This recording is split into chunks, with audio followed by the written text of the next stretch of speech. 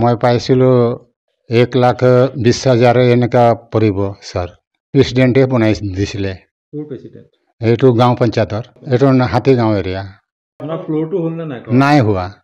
বনাই দিয়া নাই? নাই, বনাই দিয়া নাই। পইচাটো আপুনি বেংকৰ পৰা তুলি আনি প্ৰেচিডেণ্টক দি দিয়ে? हाँ দি দিয়ে। কিমান দিলে? एक बार 32,000 दिलू, एक बार तो 48,000, एक बार तो आरू 48,000।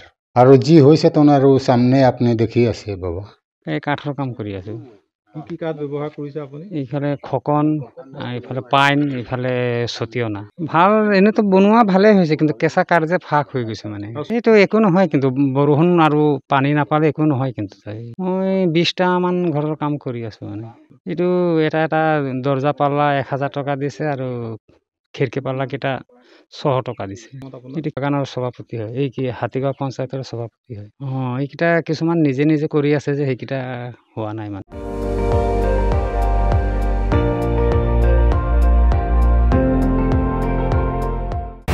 আপুনি চাই আছে ND24, সৰ্বশ্ৰেষ্ঠ নহয় সৰ্বোত্তমৰ দৌৰত।